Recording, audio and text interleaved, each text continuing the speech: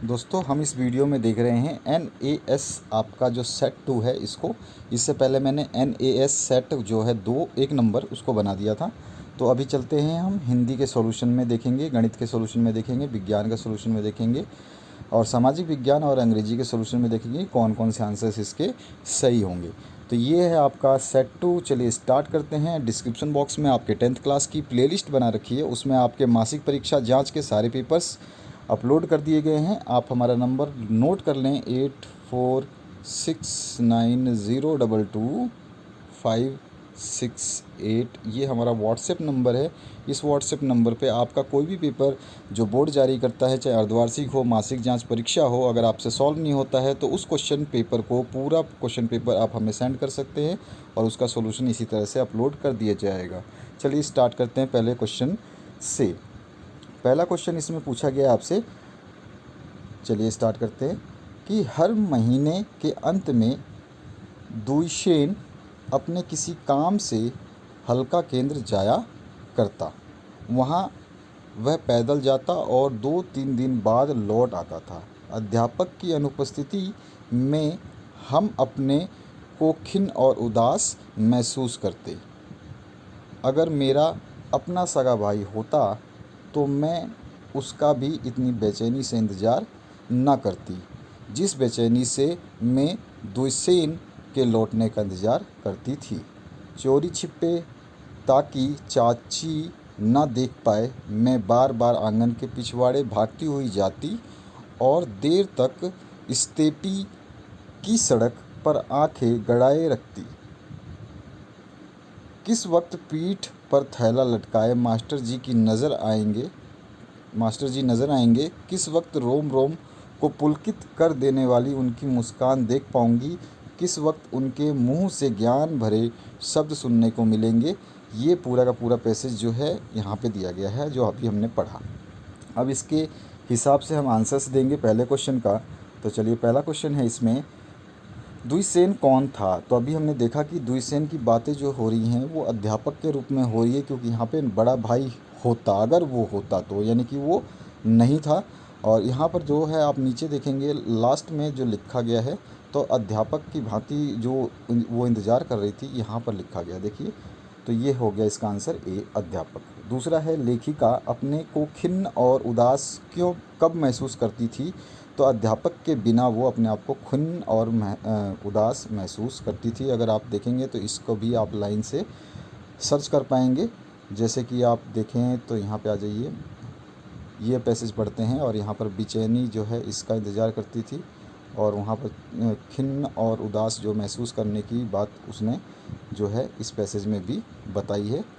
इसके बाद आते हैं तीसरा जो क्वेश्चन है, अध्यापक की मुस्कान बच्चों पर क्या असर डालती है। तो रोम रोम पुलकित हो जाता था। यहाँ पर उसने अपना बताया है कि रोम रोम जो है पुलकित हो जाता था उसका। आगे बढ़ते हैं, नेक्स्ट जो उसका क्वेश्चन है तो इसको देखते हैं। गद्यांश का जो है प्रतीक्षा का कौन सा पर्यायवाची प्रयुक्त हुआ है। तो इंतजार और प्रतीक्षा दोनों एक ही चीज़ हैं।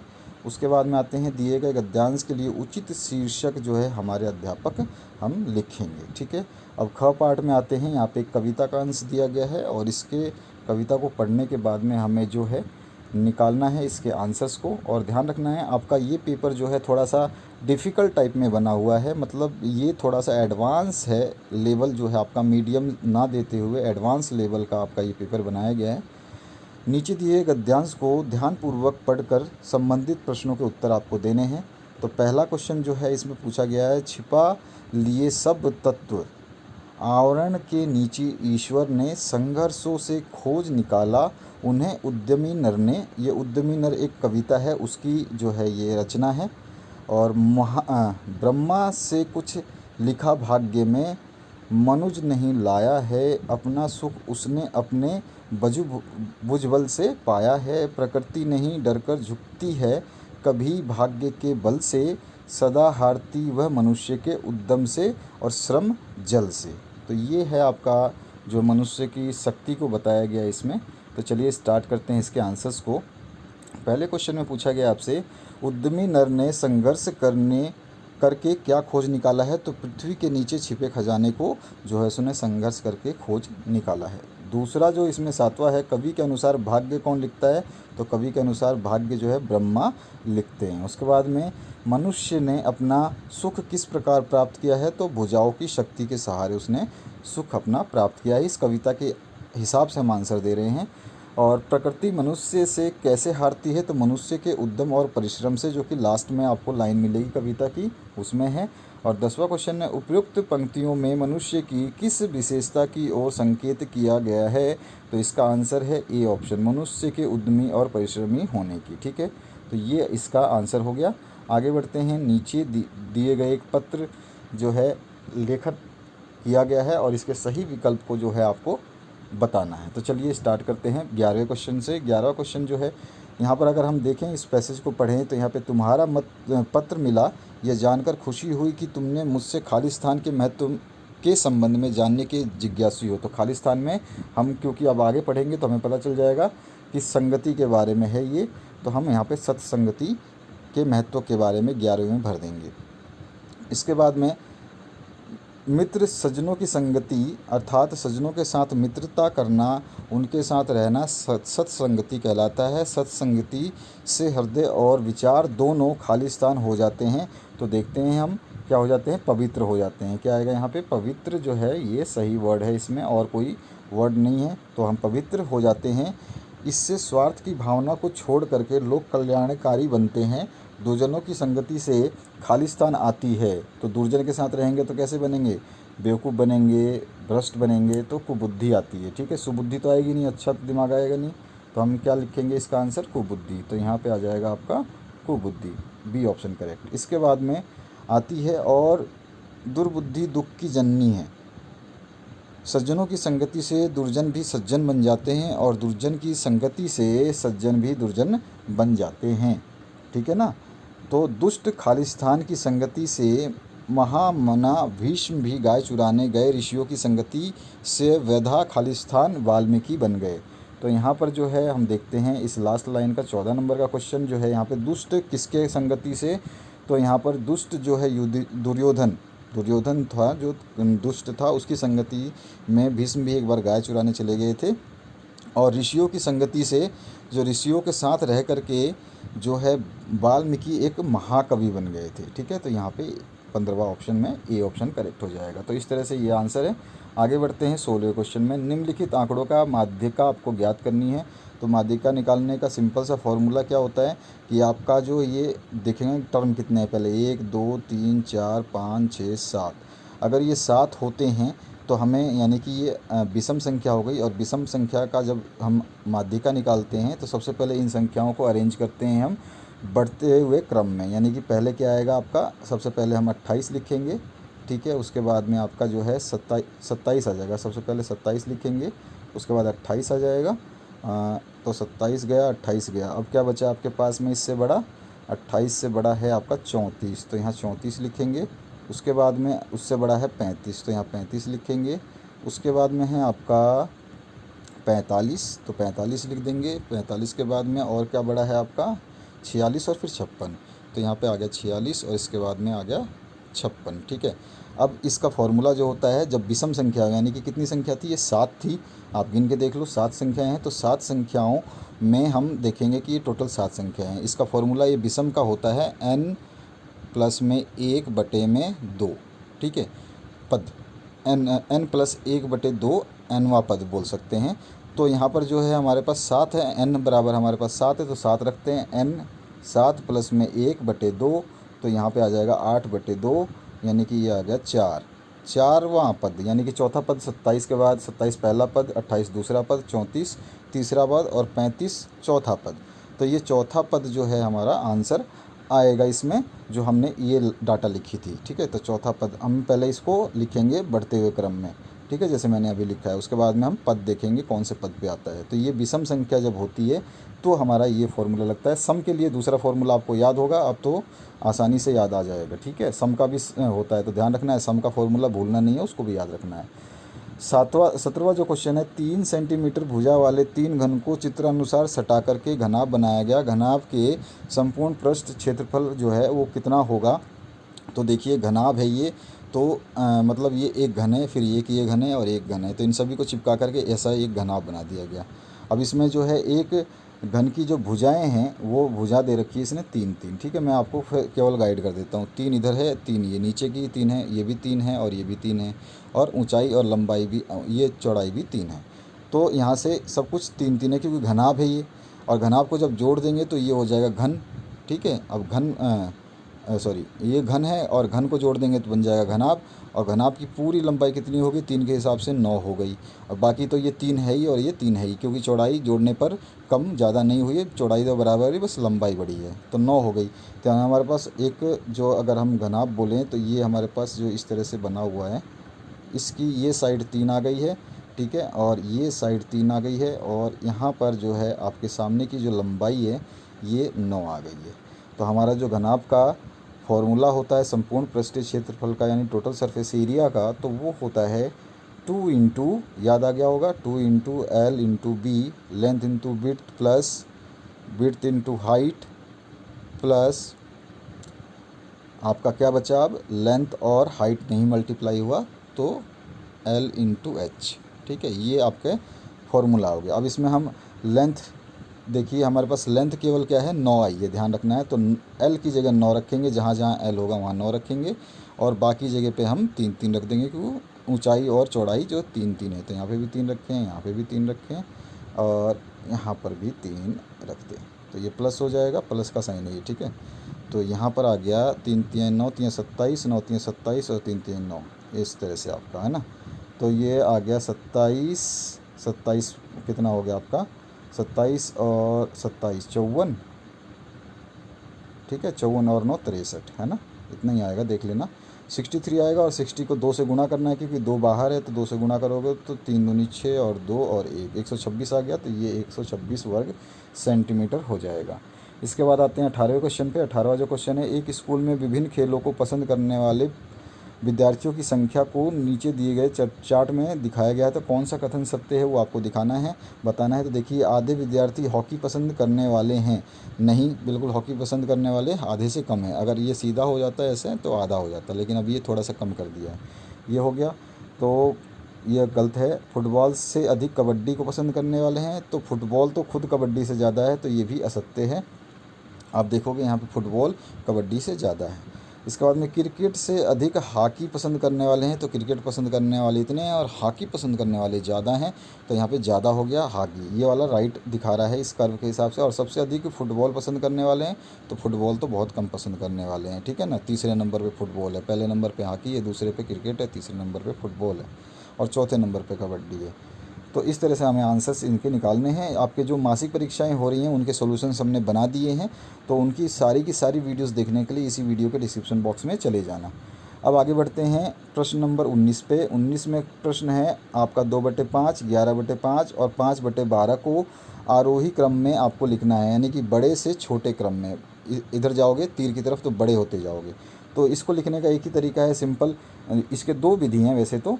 एक विधि है कि आप इनको भाग दें सभी को, एक विधि है 2 में 5 का भाग दोगे तो कितना आ जाएगा, 2 में आ जाएगा आपका 5 चौक 20.4 आ जाएगा, है ना, इस तरह से। और 11 में 150 का भाग दोगे तो आपके मेरे हिसाब से कितने आ जाएंगे, 11 में भाग दे के देखना पड़ेगा, 11 और 15 में। मैंने इस विधि से नहीं किया इसलिए मैं बता रहा हूँ। और नेक्स्ट वाला है 5 में 12 का भाग दो, तो भाग वाली विधि थोड़ी सी लंबी और चौड़ी हो जाएगी। तो मैं क्या करूँगा, सिंपल इसका नीचे यहाँ 2/5 लिखूँगा, और यहाँ पे एक और 11 थोड़ा सा दूर लिख देता हूँ, 11 को 11/5 इधर लिख देता हूँ 15, और एक और है आपका 5/12, ठीक है। तो अभी मैं क्या करूँगा, इन सभी के जो है ना, इनको सभी को बराबर करना है, सभी को 5 को 15 को और 12 को बराबर करने के लिए ऐसी संख्या से गुणा करो, सभी संख्याओं को, अलग अलग संख्याओं को अलग से गुणा कर सकते हो। इस संख्या को जिससे गुणा करोगे, ज़रूरी नहीं है कि इससे इसको गुणा करो, ठीक है, आप किसी से भी करो, लेकिन नीचे वाले को बराबर करो। तो आपको क्या करना है, 2 × 5, मैं देख रहा हूँ कि इन 60 सब में आता है, 60 12 में भी, 12 के पहाड़े में 60 आता है, 15 में 60 आता है, और 5 में भी 60 आता है। चाहे तो आपको एलसीएम लेना पड़ेगा 5 का, फिर 15 का और 12 का साथ में, है ना। तो एलसीएम लोगे तो पता चल जाएगा कितना इनका नीचे आना चाहिए। तो यहाँ से 5 से निकालोगे तो 5 एकम 5, 5 3 15, और यहाँ पे बचा 12, 12 आ जाएगा 3 के टेबल में, 3 एकम 3 ना, 3 चौक 12, तो 4 × 3 × 5, तो 4 तियाई 12 और 12 पंजे 60 आ गया ना। 5 गुणा 3 और 4 यहाँ पे आया था 4, ठीक है। तो 60 हमें नीचे लाना है, इस तरह से हमें पता चल जाता है। वैसे भी आप पता कर सकते हो, कोई दिक्कत नहीं है। अब आपको जब 60 लाना है, 60 लाना है तो क्या करोगे, सभी को गुणा कर देते हैं उस संख्या से जिससे वो 60 आ पाए नीचे की तरफ। ऊपर कुछ भी आए कोई फ़र्क नहीं पड़ता। तो हम पहले लिखते हैं 2/5, दूसरा लिखते हैं हम 11/5 और तीसरा लिखते हैं हम 11/15 और 5/12। अब मैं देखो इसको अगर मैं किसके पहाड़े में 5 से गुणा करूं तो ये 60 हो जाएगा। तो मेरे हिसाब से ये हो जाएगा आपका 4 पंजे 20, 8 पंजे 40 और 8 नहीं होगा, 10 पंजे 50 और 12 पंजे 60। तो 12 से गुणा करूं ऊपर नीचे तो ये क्या हो जाएगा, 60 हो जाएगा। ऊपर नीचे इसलिए कर रहा हूँ कि उसको काट दोगे तो वापस यही आ जाएगा। समझ में आ गई होगी ये बात। तो ये ऊपर नीचे गुणा कर लेंगे। इसमें भी अगर मैं गुणा करूँ किससे करूँ, 15 चौकू 60, 4/4 से कर देता हूँ, है ना। तो नीचे भी 60 आ जाएगा। और इसमें 12 पंजे 60, इससे 5/5 से गुणा कर देता हूँ, कोई दिक्कत नहीं है। ये हो गया।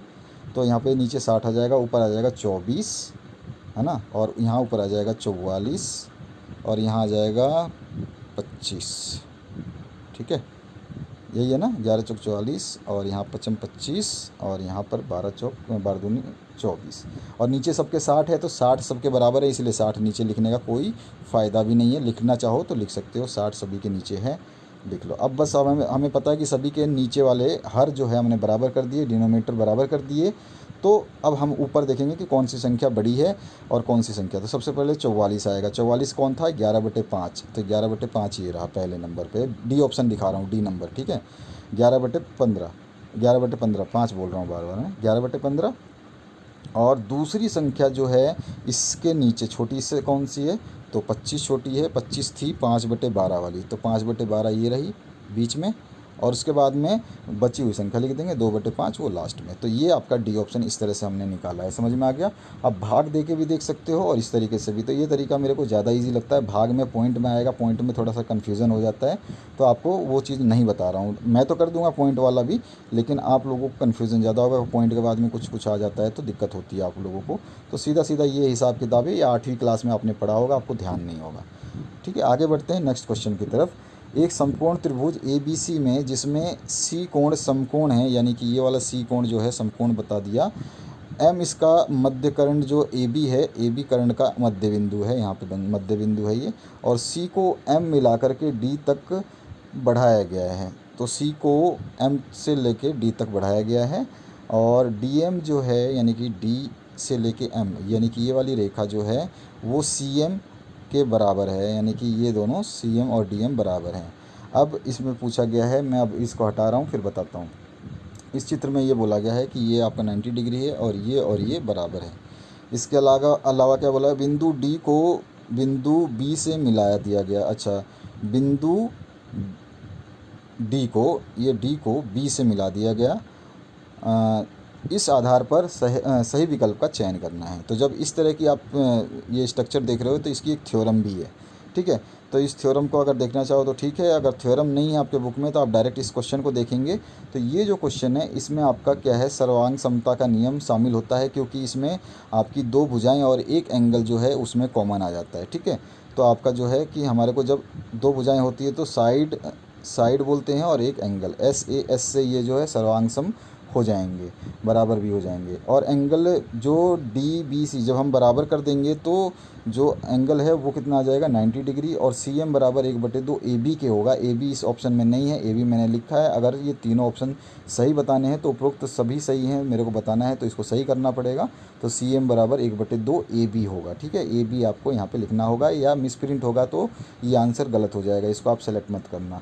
तो ऐसा नहीं होगा, बोर्ड की परीक्षाओं में मिसप्रिंट नहीं होती है जल्दी से, बहुत ही रेयर चांस होता है। किसी किस्मत वाले के हैं भाग्य में ऐसे मिसप्रिंट लिखे होते हैं कि हाँ आप क्वेश्चन करो और उसमें मिसप्रिंट आ जाए और आपको नंबर मिल जाए। आते हैं 20 नंबर क्वेश्चन की तरफ, 21 नंबर क्वेश्चन की तरफ। 21 नंबर जो क्वेश्चन है इसमें आपका जो है ABC एक समकोण त्रिभुज है जिसमें एंगल A है 90 डिग्री। तो AB और AC बराबर हैं, तो एंगल B का मान बताना है। बहुत सिंपल सा क्वेश्चन है। इसमें बोला है कि A कोण 90 डिग्री है। सबसे पहले तो ऐसे लंबा सा बना दो 90 डिग्री, ठीक है। 90 डिग्री है, AA नाम दे दिया। अब इसमें पूछा है कि ए से बी कोई मान लो, ये मान लो ए बी बराबर ए सी है, ए सी ये और ये बराबर हैं, तो हमने इधर लाइन जो बराबर खींची इधर भी खींची बराबर और इन दोनों को ऐसे मिला दिया, ये हो गया आपका ट्रायंगल। तो इसमें अब पूछ रहा है कि एंगल बी कितना होगा, ये बी कितना होगा। तो इसमें जब दो भुजाएं बराबर होती हैं और जो यहाँ कोण होता है उसके अलावा जो दो कोण बचे होते हैं ये बी और सी, ये जस्ट इसको 180 में से घटा दें के बाद जो बचता है उसका आधा आधा होता है। 180 में से 90 गया, 90 तो आपका ए है, तो 90 डिग्री बच गया, यानी कि ये 90 डिग्री दिया गया है तो 180 तो टोटल ही होता है, तो उसका आधा आधा यानी कि ये भी बराबर होगा, ए और बी मतलब बी और सी आपके बराबर होंगे, क्योंकि हमारी लंबाई दोनों रेखाओं की ये बराबर है तो कोण भी बराबर हो जाएंगे। तो हमारे जो बी और सी है वो दोनों कितने आ जाएंगे, 45 45 45 45 कितने हो जाएंगे, यहाँ 45 हो गया, यहाँ पे भी 45 हो गया, और ये 45 ये 45 90 और 90 180, ठीक है। तो हमारा आंसर क्या आएगा 45, ए ऑप्शन सही होगा। वो बी पूछता है या सी पूछता है तो भी 45 ही आता है, जैसा हमने देखा।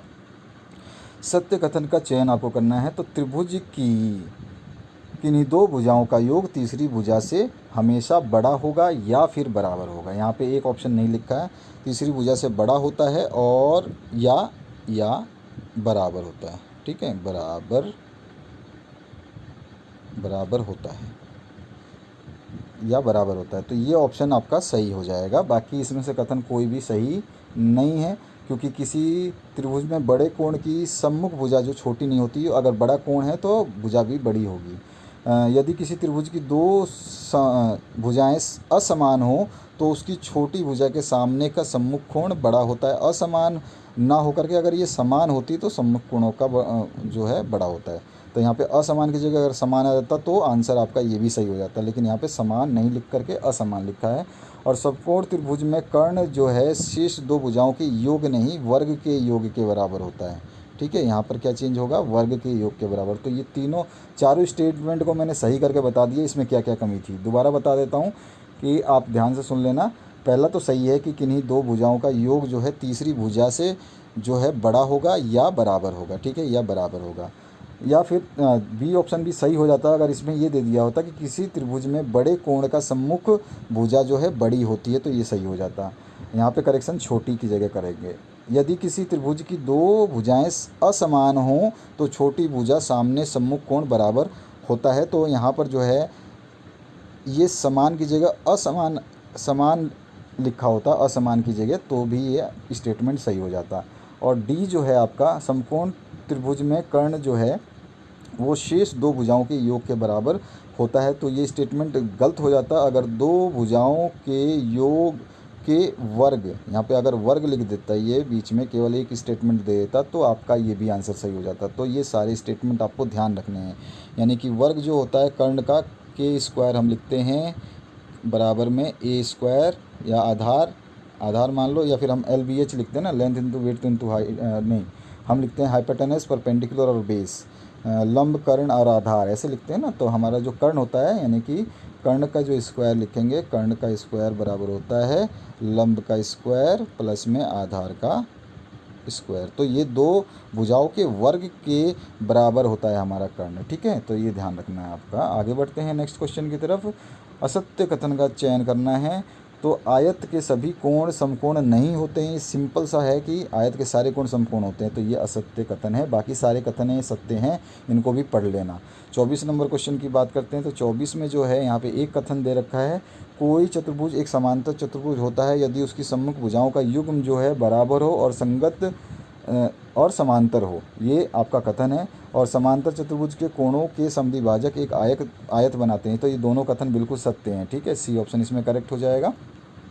त्रिभुज ABC में XYZ क्रमशः इसके और इसके मिड बिंदु हैं, और AB की और AC की और BC की लंबाई दे रखी है, XY की निकालनी है। चित्र बनाएंगे सबसे पहले, कभी भी ट्रायंगल बनाओगे तभी जाके आपको समझ में आएगा। तो कोई भी आप जो है ABC बना लो, तो मैंने बना लिया ABC। कहीं से शुरू करते हैं, यहाँ से A, ये B और ये C, ठीक है।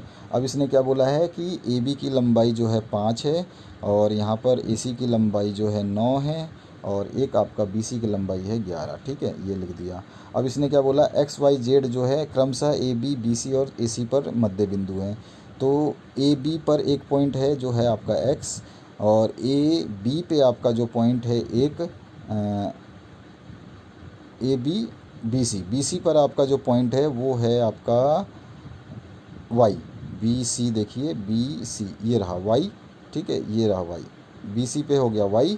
और इसके बाद में आपको बताना है, एक और है जो दे रखा है, कौन सा, Z बनाते हैं, हमको बनाना है Z जो है आपका किस पे आ जाएगा, AC पे आ रहा है Z, ठीक है। यहाँ पे आंसर मैंने चेंज करूँगा, आंसर यहाँ पे ये चेंज होगा, अभी बताऊँगा मैं क्यों।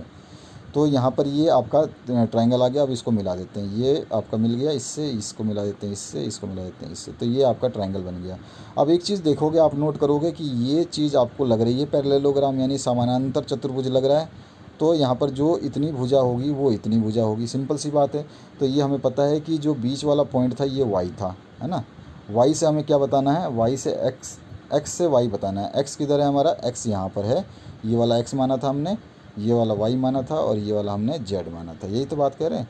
तो X और Y की लंबाई कितनी हो जाएगी, तो हम देखेंगे कि ये वाला जो है समकोण त्रिभुज, समानांतर त्रिभुज ऐसे बन रहा है, चतुर्भुज बन रहा है, तो ये वाले जो लंबाई होगी इसके बराबर होगी। और AC कितनी है टोटल, AC जो है 9 है, अगर ये 9 है तो इसकी आधी कितनी होगी, 4.5। तो आंसर कितना होगा, 4.5। तो यहाँ पे करेक्ट करूँगा मैं इस ऑप्शन को, और यहाँ पर मैं इसको ऑप्शन को करेक्ट करके यहाँ पे रख देता हूँ, ठीक है।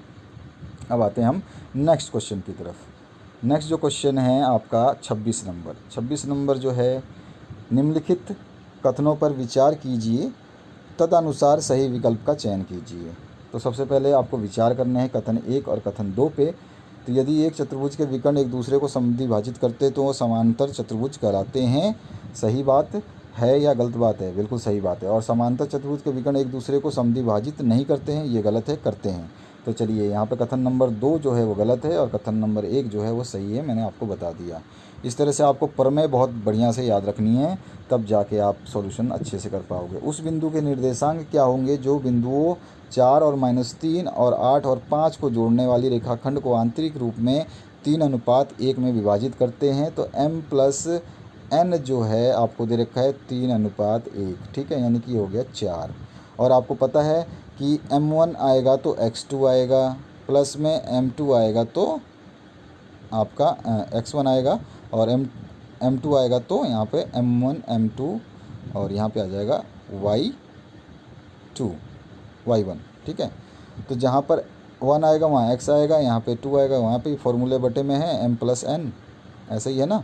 तो ये फॉर्मूला जो है हमारा, इसको डालेंगे इसमें, इसको सॉल्व करेंगे तो हमारे पास जो आंसर आएगा वो आ जाएगा 7 और 3। इसके बाद आते हैं, यदि बिंदु ये हैं तो आपको P यानी कि P का मान आपको बताना है। तो आपको वही फॉर्मूला करना है, इसमें से पहला इसका और पहला इसका प्लस करेंगे, साथ में फिर उसमें दूसरे वाले बटे में 2 कर देंगे, फिर तीसरे का करेंगे, चौथे करेंगे, करने के बाद करोगे इसको सॉल्व तो कितना आ जाएगा, 7 आंसर आएगा। इसके बाद में आते हैं 29 नंबर क्वेश्चन पे। निम्न में से कौन सा विकल्प x और y में संबंध दर्शाता है, जिससे ये पता चलता है कि x और y जो है 7, 1 और 3, 5 पे समदुरुस्त हैं। तो समदुरुस्त वाला जो चैप्टर है उसमें से आया हुआ है। इसको आप जब पढ़ोगे, इसको सॉल्व करोगे तो x - y = 2 आ जाएगा आंसर। ये समदुरुस्त की जो है इक्वेशन हमें बतानी है वो आएगी, ऐसे रटना नहीं है, इसको सॉल्व भी करना है। बिंदु 3, 2, -2, -3, 2 और 3 एक त्रिभुज बनाते हैं, बताइए किस प्रकार का त्रिभुज होगा। तो इन हम तीनों कोऑर्डिनेट को जब हम डालेंगे तो हमारे पास फॉर्मूले से सॉल्व करने के बाद क्या आ जाएगा, समकोण त्रिभुज, ठीक है, सी ऑप्शन करेक्ट हो जाएगा। इसके बाद में आमतौर पर आग बुझाने के लिए आग पर पानी डालते हैं, इसका कारण ये है कि वायु से संपर्क टूट जाएगा, ऑक्सीजन नहीं मिलेगी तो आग बुझ जाएगी, बिना ऑक्सीजन के आग नहीं जलती है। 32 नंबर है, रेखा ने 2 समतल जो है समतल दर्पण लिए और समकोण बनाते हुए उसको रखा, एक किनारे से दूसरा किनारा मिलता हुआ इस तरह से, और इनके बीच में जो है कोई एक सिक्का रख दिया, और बताइए सिक्के कितने प्रतिबिंब बनेंगे। तो यहाँ पर सिक्के के जो हैं 3 प्रतिबिंब बनेंगे। तो आंसर कितना आ जाएगा, सी ऑप्शन। इसके बाद आते हैं नेक्स्ट क्वेश्चन में। मोहित ने वर्ताकार गत्ते के टुकड़े पर सफ़ेद कागज़ चिपकाया, पेंसिल की सहायता से 7 बराबर खंडों में बांट करके इंद्रधनुष के 7 रंग भरे। उसने गत्ते के केंद्र पर एक छोटा सा छेद बनाकर उसमें बॉल पेन की रिफिल के नोक पर स्वतंत्रतापूर्वक घुमाने की स्थिति में लगाया और गत्ते को तेज़ी से घुमाने पर वह किस रंग की दिखाई देगा। तो बहुत सिंपल है ये। जब 7 रंग मिलते हैं, कभी भी 7 रंग जो इंद्रधनुष के, वो सातों रंग मिलकर के सफ़ेद रंग ही देते हैं। यानी कि सफ़ेद रंग को हम बोले तो सफ़ेद रंग बोलेंगे ना, सफ़ेद रंग यार कोई रंग नहीं है, सफ़ेद रंग बनता ही सातों रंग से है। और जहाँ पे कोई रंग नहीं होता, जिसको हम काला बोलते हैं, तो वहाँ पे कोई कलर ही नहीं होता इस सातों रंगों में से। यानी 7 रंग जब अनुपस्थित हो जाएंगे तो उसको हम बोलेंगे काला रंग, और सातों रंग उपस्थित हो जाएंगे तो उसको बोलेंगे हम सफ़ेद रंग। ठीक है, आगे बढ़ते हैं नेक्स्ट क्वेश्चन की तरफ। 34 नंबर है, वाष्पीकरण के लिए कौन सा कथन सत्य है। तो यहाँ पर जो है डी ऑप्शन करेक्ट हो जाएगा। बिना क्वथनांक पर पहुँचने पर या क्वथनांक से कम पे ही द्रव्य जो है वाष्प में बदल जाता है। ठीक है, आगे बढ़ते हैं नेक्स्ट क्वेश्चन पे। इसको ऐसे भी बिना क्वथनांक की जगह क्या बोल सकता है कि कम क्वथनांक पर द्रव्य वाष्प में बदलता है, तो ये भी कथन सही है, ध्यान रखना है। दो वस्तु ए और बी के बीच F न्यूटन का गुरुत्वाकर्षण बल कार्य करता है। यदि दोनों के मध्य की दूरी को पहले की अपेक्षा आधा कर दिया जाए तो गुरुत्वाकर्षण बल कितना होगा। यानी कि कोई दो वस्तु हैं और वो पहले इतनी दूरी पे थे और बाद में इसको हमने आधा कर दिया, यानी कि अब दूरी और कम हो जाएगी, इतनी हो जाएगी। तो यहाँ पर जो गुरुत्वाकर्षण बल लगेगा वो आपको बताना है। वो यूनिवर्सल वाला फॉर्मूला लगेगा, जब आप निकालोगे तो 4F यानी 4 गुना फोर्स लगेगी। इसके बाद आते हैं नेक्स्ट 36 नंबर क्वेश्चन पे। निम्नलिखित में से 180 ग्राम जल को निरूपित कौन करता है। तो 10 मोल जो है जल को निरूपित करता है, क्योंकि हमारे को वजन दे रखा है 180 ग्राम, और हमारे पास पता होता है कि जल जो होता है वो H2O होता है। तो H में अणुओं की संख्या कितनी है, दो हैं। H में 1 होता है, पता है आपको कि 1 इसका अणु संख्या होता है, अणु भार होता है, और इसका होता है आपका 16 ऑक्सीजन का, तो प्लस में 16 ऑक्सीजन, तो टोटल हो गया ये 18। ठीक है, और ये होता है आपका अणुभार बटे में जो जल की वैल्यू है ग्राम में बटे में अणुभारों की संख्या, तो अणुभार है 18। 18 से 18 कैंसिल, 1 आ गया, यानी कि 10 जो है ये मोल निकालने का तरीका होता है, तो ये आ जाएगा 10 मोल। ठीक है, ये इसका आंसर हो जाएगा। निम्नलिखित में ध्वनि का वेग सर्वाधिक किस में होता है। तो स्टील में होता है।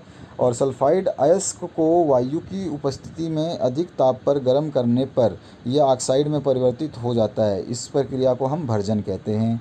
उसके बाद मधुमक्खी द्वारा डंक मारने पर अंग में जलन और दर्द का अनुभव होता है, और उसमें आराम पाने के लिए हम बेकिंग सोडा का यूज करते हैं। उसके बाद आते हैं हम 40 नंबर क्वेश्चन पे। अमोनिया के सभी नमूनों में नाइट्रोजन और हाइड्रोजन के द्रव्यमान का अनुपात 14:3 रहता है। यह किस नियम के अनुकूल है। तो ये स्थिर अनुपात के नियम के अनुकूल है कि ये आपका जो नाइट्रोजन और हाइड्रोजन का द्रव्यमान अनुपात हमेशा अमोनिया के सभी नमूनों में सेम ही पाया जाएगा, चाहे वो किसी भी रूप में अमोनिया को लिया गया हो, प्राकृतिक रूप में या हाथ से बनाया गया हो या मिक्स करके बनाया गया हो, ये अनुपात फिक्स रहता है। तो स्थिर अनुपात जो है आपका ये नियम आता है इसके अंदर। अब आते हैं शिशु के लिंग निर्धारण किसके द्वारा होता है। तो वो माता पिता के दोनों के गुणसूत्रों के द्वारा होता है, जो कि आपके XY और XX जो होते हैं उनके मिलाप से। इसके बाद वहाँ आते हैं हम नेक्स्ट 42 नंबर। निम्नलिखित में से कौन सी संरचना ऊतकों की मरम्मत तथा अंगों में खाली स्थान को भरने में सहायता करती है। तो एरिओलर जो ऊतक है ये उसकी सहायता करती है। सी ऑप्शन इसमें करेक्ट हो जाएगा। 43 नंबर की बात करूँ तो पुष्पी पौधों में जनन अवस्थाओं को सही क्रम में लिखना है। तो सबसे पहले आएगा युग्मक, उसके बाद आ जाएगा युग्मनज, फिर आ जाएगा भ्रूण, फिर हो जाएगा नवोदित। ठीक है, इसके बाद आते हैं 44 नंबर क्वेश्चन पे। निम्नलिखित कौन सा कथन सत्य है ये बताना है। तो कथन आप सब पढ़ लोगे, और इसको समझाने का समय अगर लगेगा तो 70-75 क्वेश्चन के आंसर जो हैं वो बहुत लंबा वीडियो बन जाएगा। और आपको बता दूं कि आपका जो सॉल्यूशन है सभी विषय के सॉल्यूशन आप इस वीडियो के डिस्क्रिप्शन बॉक्स में जो आपकी प्लेलिस्ट है उसमें देख सकते हो। और ये नंबर जो है व्हाट्सएप नंबर है 8469022568। इस नंबर पे आप कभी भी अपने क्वेश्चन पेपर को व्हाट्सएप कर सकते हैं। 2021 का क्वेश्चन पेपर होना चाहिए, याद रहे। और अभी आपके एग्ज़ाम जो हो रहे हैं इन्हीं से रिलेटेड होना चाहिए, बोर्ड द्वारा जारी होना चाहिए। अगर आप एग्ज़ाम दे रहे हैं और सपोज़ करिए आपसे कोई क्वेश्चन पेपर सॉल्व नहीं हो रहा है, आपका एग्ज़ाम हो चुका है, तो उस क्वेश्चन पेपर को साफ फ़ोटो खींच के या PDF के रूप में हमारे को सेंड कर सकते हैं इस नंबर पे, और उसका सॉल्यूशन बना दिया जाएगा। चाहे आपका मासिक जांच परीक्षा की हो, अर्धवार्षिक की हो या वार्षिक परीक्षा की हो। चलिए आगे बढ़ते हैं नेक्स्ट क्वेश्चन पे। आपका जो मॉडल पेपर है उसको भी मैं सॉल्व करूँगा, तो घबराने की ज़रूरत नहीं है। तो यहाँ पे कथन आपको बताना है। तो एंटीवायरल औषधि बनाना एंटीबैक्टीरियल औषधि के बनाने की अपेक्षा कठिन है। तो ये बात बिल्कुल सत्य है, ठीक है ना, ये बिल्कुल सत्य है, क्योंकि एंटीवायरल औषधि बनाने के लिए एंटीबैक्टीरियल औषधि जो है वो एंटीवायरल औषधि क्या होती है कि जो वायरस हमारे को नुकसान पहुंचा रहे हैं नसों में, उनको मारने के लिए बनाई जाती है। तो इसको बनाने के लिए बहुत सोच समझ के बनाना पड़ता है कि वो कीटाणु के साथ साथ हमारी जो सेल्स हैं उनको डैमेज ना करे, ठीक है ना। तो एंटीवायरल जो औषधि बनाना एंटी बैक्टीरियल औषधि से अपेक्षा कठिन है, ठीक है, ये सत्य है। और इसके बाद में 2 नंबर जो क्षय रोग वायु के संचरण से होता है, बिल्कुल सत्य वचन है ये भी, दूसरा भी। और खांसी जुकाम डेंगू आदि रोग जो है वो उसके कारक जीवाणु हैं, तो ये आपका गलत है, इसके जीवाणु विषाणु हैं, ठीक है, और इसके जीवाणु हैं, यहाँ पर ये मिस्टेक है इस क्वेश्चन में। और चौथा जो है टीकाकरण सामान्य नियम है, यह शरीर में विशेष संक्रमण प्रविष्ट कराकर प्रतिरक्षा तंत्र को मूर्ख बना सकते हैं, बिल्कुल सही बात है। प्रतिरक्षा तंत्र जो है उनको भी ये मूर्ख बना सकते हैं। तो यहाँ पे जो आंसर आपका फर्स्ट, सेकंड और फोर्थ सी ऑप्शन आपको करेक्ट करना है। आगे बढ़ते हैं नेक्स्ट क्वेश्चन की तरफ। नरेश ने अपने खेत में कुछ पंक्तियाँ सोयाबीन की फसल और एकांतर में कुछ स्थित दूसरी पंक्तियों में मक्का की फसल लगाई। तो इसको मिश्रित फसल कहते हैं, जब एक से ज़्यादा फसलें हम जब एक ही जगह पे उगाते हैं, एक ही स्थान पे उगाते हैं।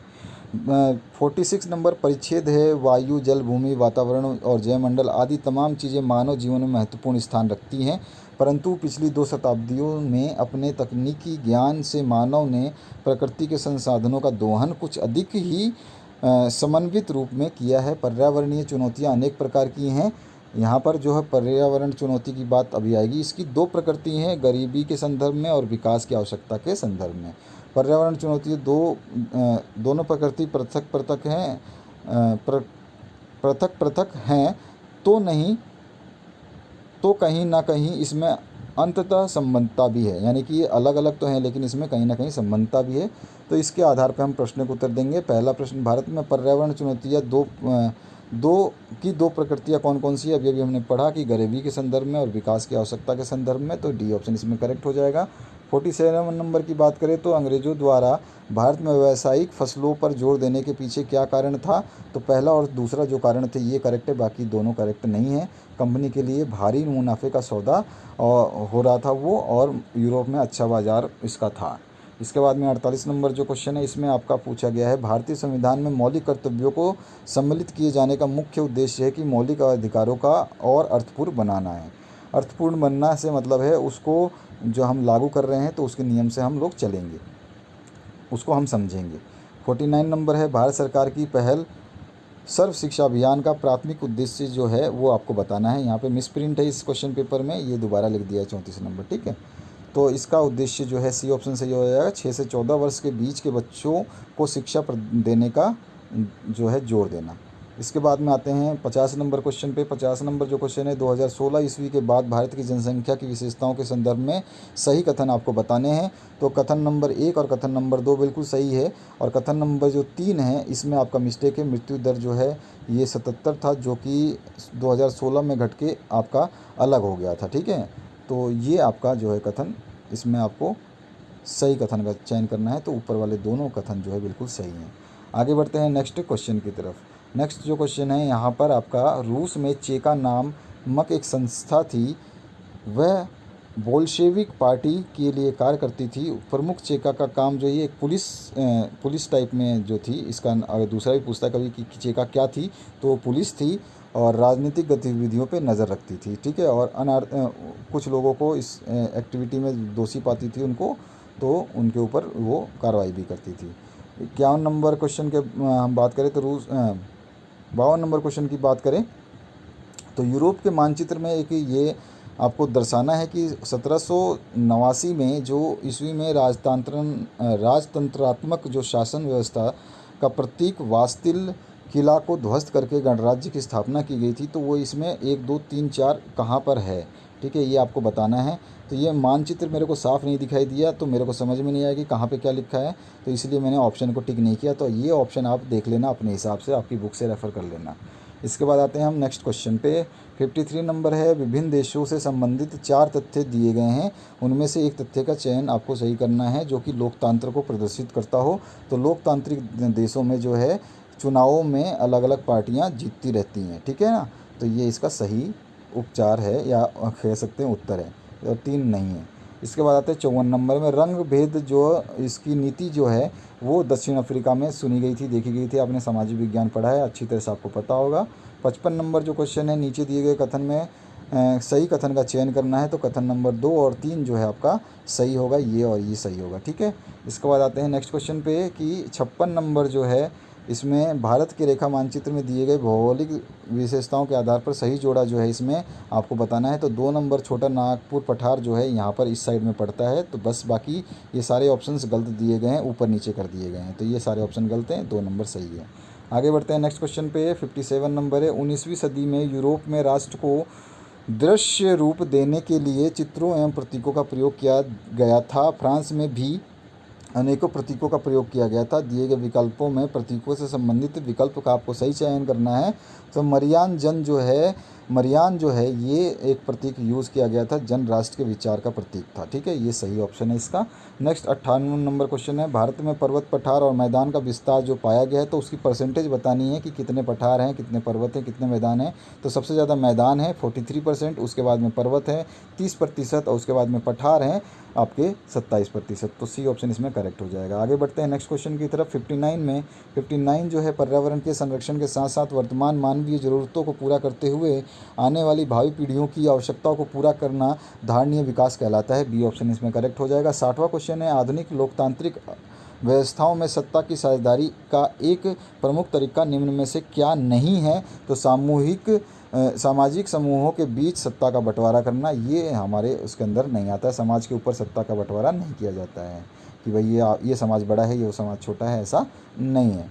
इसके बाद में आते हैं हम इंग्लिश के ऊपर। तो इंग्लिश में आपको ये चिंपैंजीज़ के ऊपर एक आपको पैसेज दिया गया है। Chimpanzees has been studies intensively in captivity, यानी कि वो उनको बहुत गहराई से अध्ययन किया जाता है, वो भी बंदी को, यानी कि ये पिंजरे विंजरे में बंद रहते हैं तो भी इनका अध्ययन किया जाता है। इसके बारे में ये जो पूरा पैसेज दिया गया है और ये कैसा सोचते हैं, कैसा जानते हैं, कैसा महसूस करते हैं, इसके बारे में दिया गया है। तो चलिए मैं इसके आंसर्स बताता हूँ तो समझ में आ जाएगा पैसेज क्या पूछ रहा है।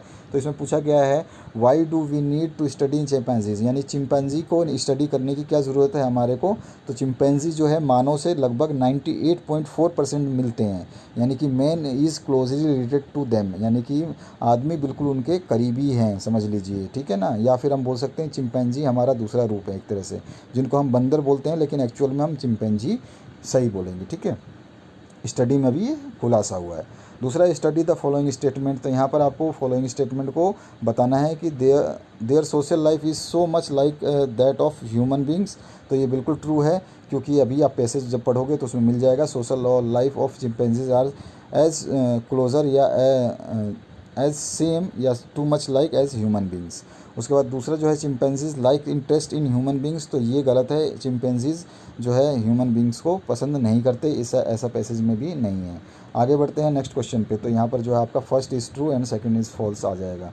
विच of the following word means the same as intensively. Intensively होता है मतलब बहुत गहराई से अध्ययन करना, ठीक है। तो यहाँ पर डीपली हो जाएगा इसका राइट, है ना। ये डीपली भी गहराई से होता है, इंटेंसिवली गहन अध्ययन। इंटेंसिव का मतलब होता है गहन अध्ययन और गहन का मतलब गहराई से, यानी कि डीपली। अब इसके बाद आते हैं 64 नंबर पे, why is it incorrect to study them captively, यानी कि हम चिंपैंजियों को कैद में रख के उनका स्टडी करेंगे तो क्यों गलत है। तो they don't behave in the natural way in the cage, यानी कि वो जब बंद होते हैं तो वो जो उनका प्राकृतिक वातावरण है, यानी कि प्राकृतिक रूप से जो महसूस करते हैं, वो करना चाहते हैं, वो इसमें नहीं कर पाते हैं, नेचुरल वे में नहीं कर पाते। आपको ही मतलब कहीं पे ऐसी जगह बंद कर दें तो आप नहीं कर पाओगे ना जो आप चाहते हो, तो प्राकृतिक रूप से आप आज़ाद नहीं हो।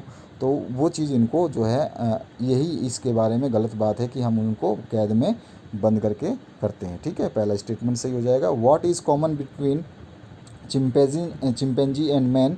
तो males try to dominate the females, ये इसमें चिंपैंजी में और ह्यूमन में ये आपकी दो खासियत, मतलब दोनों के बीच में एक खासियत है कि मेल्स जो हैं, यानी कि मनुष्य जो हैं, मानव जाति में औरतें हैं और मनुष्य है ना, तो मतलब पुरुष पुरुष जो हैं वो डोमिनेट करते हैं स्त्रियों को, और यहाँ पर चिंपैंजी में भी यही होता है कि ये डोमिनेट करते हैं स्त्रियों को, स्त्री चिंपैंजी को, ठीक है। तो ये इसका सही आंसर होगा अकॉर्डिंग टू द पोएम। उसके बाद में they both want to enjoy and freedom, ये तो हम दोनों चाहते हैं लेकिन पैसेज के हिसाब से हम इसको नहीं देंगे, ठीक है। और यहाँ पर both like the privacy of captivity, तो यहाँ पर ये गलत है, हम दोनों नहीं चाहते हैं बंद होकर के प्राइवेसी रहें। और the strong ones are weak, ये भी नहीं है, ठीक है। तो यहाँ पे इसका आंसर ये हो गया। इसके बाद में आते हैं रीड द पोएम। तो ये आपको एक सेंटीपीड का पोएम दिया हुआ है, इसको आपको पढ़ना है, समझना क्या है, कुछ नहीं है। पोएम तो जानते हो, आधे समझ में आपको आएगी, आधे नहीं आएगी। तो इसमें एक जानवर के बारे में बताया गया है कि एक क्रिएचर जो है उसके बहुत सारे पाँव होते हैं और वो अचानक से जूते के नीचे आ जाते हैं किसी के, और उसके ऊपर जो है वो खेद व्यक्त करता है और वो कुछ अपना इन बातों से बताना चाहता है। इस कविता का माध्यम यही है बस कि भगवान जो है उसको गलतियों के लिए माफ़ करे, और बाकी वो अपना जो है वहाँ से चला जाता है। इस तरह से मतलब जब वो कीड़ा नीचे आता है उसके बाद में अपने मन में सोचता है, जो भावनाएं हैं उसकी वो व्यक्त की और वो चला जाता है। तो इसके 66 नंबर क्वेश्चन की बात करें, the poet has use certain expressions in the poem to suggest something to the reader, choose the suggestion that best fits in the given expression, came down gently. तो यहाँ पर इसका मतलब है कि आप जो भी करें, अगर आप कोई चीज़ अगर आप जल्दबाजी करते हैं तो कुछ भी गलत हो सकता है। तो एक कैजुअल ह्यूमन एक्ट, यानी कि एक मतलब अनजान बन के किया गया कार्य, मतलब आपको पता नहीं अचानक से हो जाए ऐसा कार्य जो है कभी कभी सीरियस रिजल्ट देता है। यानी कि नहीं बोलते हैं यार, अचानक से आपके आसपास में खड़ा है और आपने अंगड़ाई लेने के लिए अपना हाथ उठाया और अचानक से आपकी कोहनी या हाथ उसको ज़ोर से लग गई, तो वो एक्चुअली वो आपने कैजुअल उसको देख के नहीं किया, वो कैजुअली था आपका और उसका सीरियस जो है रिजल्ट हुआ। तो केम डाउन जेंटली का यहाँ पर जो एक्सप्रेशन ये कह रहा है कि आपको जो भी करना है सोच समझ के सावधानी से करना चाहिए। इसके बाद आते हैं 67 पे, choose a sentence in which word soul is use same as use in the poem. तो पोएम के अंदर तो all understand this God is soul जज, सभी जानते हैं कि भगवान जो है वो हमारे को जज करता है, हमारे हृदय को जज करता है और वो ही हमारे को माफ़ी दे सकता है, सब जानते हैं। इसी तरह से इसमें पोएट ने भी लास्ट लाइन में जो है ना अपना जो वो है मेकर गॉड का नाम लेकर के जो है उसके ऊपर भी छोड़ दिया है सोल, ठीक है ना, और चला गया, वो बस छोड़ दिया भगवान के ऊपर, क्योंकि उसने बता दिया कि अभी हमें अनजान में ये हो गया है। इसके बाद आते हैं नेक्स्ट जो 68 number, pick up the option that list the statement are not true according to the poem, के पोएम के हिसाब से कौन सी चीज़ सही नहीं है। तो पहली चीज़, जो पोएट स्टॉप्ड ऑन ए सेंटिपाइड, तो पोएट ने किसी कीड़े पे जो है पैर रख दिया, तो ये बिल्कुल स्टेटमेंट सही है। और उसके बाद में आपका जो है third statement, poet was walking fast, तो पोएट को जो है मीटिंग में जाना था, तो ये थर्ड स्टेटमेंट भी सही है। बाकी कोई भी स्टेटमेंट जो है नहीं है सही, ठीक है। तो ये आपका डी ऑप्शन करेक्ट हो जाएगा। आगे बढ़ते हैं नेक्स्ट क्वेश्चन पे। अगर आपको ऐसा लगता है कि कोई ऑप्शन जो है मिस है या फिर ऊपर नीचे हो गया है क्वेश्चन का आंसर बनाते समय, तो आप उसका राइट कमेंट आंसर हमें दे सकते हैं कमेंट सेक्शन में, कोई बुराई नहीं है उसमें, मिस्टेक्स हो सकती हैं किसी से भी। 69 की बात करें, arrange the given sentences in the sentence in the sequence in which they appeared in the poem. तो पोएम में जो जो चीज़ें घटित हुई हैं उनको सही क्रम में बताना है। तो पहले आ जाएगा 2 नंबर, 2 नंबर में poet was on his way to the meeting, वो मीटिंग जाने के लिए जो है रेडी हो गया था या चल रहा था, जाने के तैयार था। और फर्स्ट ऑप्शन है, उसके बाद आएगा poet wondered where it was going, जब उसने उसको वो जब रेडी था तो उसने देखा कि वो कहाँ जा रहा है, वो जानता होगा कीड़ा जो है। उसके बाद आ जाएगा 4 नंबर, जो आपका आ जाएगा पोएट हियर्ड ए क्वाइट साउंड, और वो अचानक से जो है वो कीड़ा जो है उसके पैरों के नीचे आ जाता है वो, और एक कटाक सी आवाज़ सुनता है। और उसके बाद में नेक्स्ट जो आ जाएगा थर्ड वाला, poet check to see if there was any mark on his shoe, और उसने अपने जूते की तरफ देखा कि भाई उसके निशान तो नहीं आ गया, क्योंकि वो पॉलिश कर रहा था या कर चुका था, ठीक है। तो ये इसका आंसर हो गया। आते हैं 70 नंबर पे, which word in the poem means as same as creator. तो क्रिएटर मतलब होता है मेकर, और मेकर जो है गॉड भी है, तो गॉड को यूज़ किया गया है और मेकर को भी यूज़ किया गया, तो दोनों के दोनों ही क्रिएटर हैं, बनाने वाले हैं। सुटेबल चूज़ करना है आपको। इसके बाद में यहाँ पे एक टेबल दी गई है, इसको ऑब्ज़र्व करना है। इसमें क्या दिया गया है कि health in I check, I check में एक हेल्थ दिया गया है 1990 में डाटा दी गई है और 2010 की डाटा दी गई है। इस डाटा के हिसाब से हमें बस बताना है आंसर। तो सबसे पहले पहला क्वेश्चन देखते हैं। इसमें दिया गया है choose the option is incorrect. Incorrect क्या है? Given table shows no change in I check between 1990 और 2010, यानी 2010 और 1990 के बीच में कोई चेंज नहीं हुआ है क्या?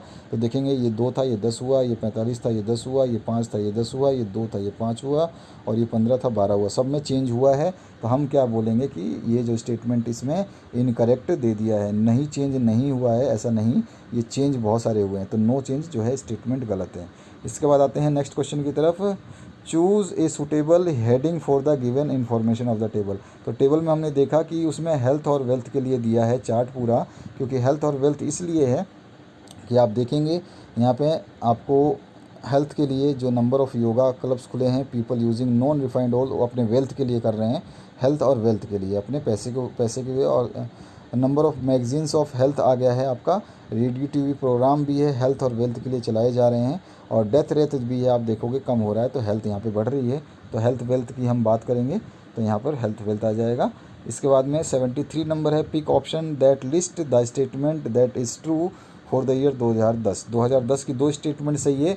एक तो number of magazine of health increases, health वाली मैगजीन जो है 2010 में बढ़ी थी, और डेथ रेट डिक्रीजेज, तो डेथ रेट 2010 में कम हुई थी। तो देखते हैं 2010 में डेथ रेट जो है कम हुई है, सही है। और हेल्थ मैगजीन जो है वो जो है ज़्यादा छपी थी, ये भी सही है। तो दोनों स्टेटमेंट सही है। इसमें ऑप्शन ये दोनों सही है, लेकिन इसमें हमें देना एक ही था, तो मैं तो कोई भी ऑप्शन जो है दे सकता हूँ। मेरे को मैगज़ीन वाला ज़्यादा सूट लग रहा है तो मैं मैगज़ीन वाला देता। इसके बाद में 74 नंबर जो क्वेश्चन है, choose an option which gives A detail description of the given table. तो इस टेबल से हमें क्या चीज़ मिलती है, वो चीज़ हमें बतानी है। तो हमें जो मिलती है, एक तो मिलती है it is description about health care system of I check. तो यहाँ पर आई चेक का जो हेल्थ केयर सिस्टम के बारे में डिटेल्स बताया गया, कितनी घड़ी है, कितनी बड़ी है। और दूसरा मेरे हिसाब से health care programs has been spread awareness over the years. और जितने भी साल देख रहे हैं हम 90 से 2010 की तरफ, तो हेल्थ प्रोग्राम जो है वो बढ़े ही हैं, घटे नहीं हैं। ठीक है। और इसके अलावा health care system focused on the fitness and proper diet. तो ये चीज़ उसमें नहीं दर्शाई गई कि फिटनेस के ऊपर और प्रॉपर डाइट के लिए उसमें कोई ज़्यादा सुझाव दिया गया हो। ठीक है। तो हमारे को 2 ही ऑप्शन सही लग रहे हैं, फर्स्ट और सेकंड। उसके बाद में लास्ट जो क्वेश्चन है 75 नंबर, इसमें क्या पूछा गया है, which word means the same as subscribe. तो आप भी सब्सक्राइब कर लेना भैया, भूल मत जाना, और घंटे की बटन दबा देना, नहीं तो आप कोई भी वीडियो मिस करोगे तो आपको नुकसान होगा। आप लोग बार बार मेरे को मैसेज करते हैं कि सर इसका सोल्यूशन बताओ, उसका सोल्यूशन बताओ। ऑलरेडी सारे सोल्यूशंस बना दिए गए हैं। आप अपडेट रहिए, प्लेलिस्ट अपनी समय समय पे चेक करते रहिए। अगर आपने सब्सक्राइब किया है और बेल आइकन दबाया है तो आपको इन्फॉर्मेशन ऑटोमेटिक मिल जाएगी, अपडेटेड रहेंगे आप। तो यहाँ पर जो है आपका इसका आंसर हो जाएगा, सब्सक्राइब का मतलब होता है गेन। गेन मतलब कुछ हासिल करना, कुछ लेना। सब्सक्राइब मतलब वही है कि मैंने मान लो डिस सब्सक्राइब कर लिया, तो डिस मेरे पास आ गया, तो मैंने कुछ गेन ही किया। इन्फ्लुएंस नहीं होता, मतलब किसी को राज़ी करना या मनाना नहीं होता। और कंट्रीब्यूट यानी कि किसी को दान देना या सहयोग करना नहीं होता। और प्रिसिड्यूएट जो है किसी को समझा बुझा करके जो है हम कोई काम करवा लेना भी नहीं होता। तो इस तरह से ये जो है आंसर में gain is the right answer हो जाएगा। तो आशा करता हूँ इस वीडियो से आप लोगों को काफ़ी हेल्प मिलेगी। और इस तरह का क्वेश्चन पेपर थोड़ा सा टेढ़ा डिज़ाइन किया गया है, जिसमें काफ़ी मतलब हद तक क्वेश्चंस जो हैं डिफ़िकल्ट हैं। और मैं कहूँगा इसका लेवल हाई है, आपके लेवल के लायक नहीं है, लेकिन एग्ज़ामिनर कोई भी क्वेश्चन दे सकता है और उसके ऊपर डिपेंडेंट आपको रहना होगा। आप इंडिपेंडेंट नहीं हो सकते, एग्ज़ामिनर कुछ भी आपके साथ कर सकता है। तो आपको अच्छी तैयारी करनी है। जितने भी मॉडल पेपर्स अर्धवार्षिक वार्षिक परीक्षाओं के मैंने सॉल्यूशंस बनाए हैं, उनको अपने अर्धवार्षिक के लिए ज़रूर देखना। अपना अर्धवार्षिक की तैयारी बढ़िया से करना। आपके अर्धवार्षिक पेपर जो हैं वो 40 नंबर के होंगे, मतलब 40 क्वेश्चंस जो एमसीक्यू आएंगे, और बहुत ही डिटेल्ड एमसीक्यू आएंगे। पूरा पैटर्न आपको समझ में नहीं आएगा, तो इस तरह के पेपर्स देखोगे तो समझ में आएगा कि हाँ ऐसे क्वेश्चंस पूछे जाएंगे। आपको देख लो कि कैसा पेपर बना है, आपका अर्धवार्षिक भी ऐसा ही होगा, इसी टाइप का पेपर बनेगा, तो वो आपको दिक्कत करने वाला है। तो इन सभी पेपर्स को सॉल्व करिए, समझिए। मैंने जितना सॉल्व कराना था आपको पूर्ण रूप से सॉल्व कराया है। और आप पूरे वीडियो को ध्यान से देखिए, कभी भी स्किप करने की कोशिश मत करिए, आपको ही परेशानी होगी। वीडियो के केवल आंसर मिलने से आपको कुछ भी हल नहीं मिलने वाला। केवल अगर आंसर आपको जानना है तो मेरे को इतना देर बोलने का, 1 घंटे समझाने का कोई फ़ायदा नहीं होगा। मैं सीधे आंसर बता दूंगा कि पहले का ए लगा लो, दूसरे का बी लगा लो, तीसरे का सी लगा लो, ऐसे बता सकता हूँ। तो उसमें आपको कुछ भी समझ में नहीं आएगा। और आप जब एग्ज़ाम में जाओगे तो रट के तो जाओगे नहीं आपको, क्योंकि वहाँ पे बहुत सारे क्वेश्चंस आते हैं जो इसी की तरह मिलते जुलते होंगे। अब मान लो वहाँ पे एरिया की जगह आपसे ट्रायंगल का जो है आपका पेरीमीटर निकलवा लिया, तो पेरीमीटर का फॉर्मूला आपको पता होना चाहिए। तो जब सॉल्व करोगे तो आपको सारे फॉर्मूले देखने को मिलेंगे और आप याद कर पाओगे। तो आशा करता हूँ इस वीडियो से आप लोगों को काफ़ी हेल्प मिली होगी। Thank you very much, have a good day. Share ज़रूर करिए और सब्सक्राइब करके रखिए, बेल आइकन को दबा दीजिए।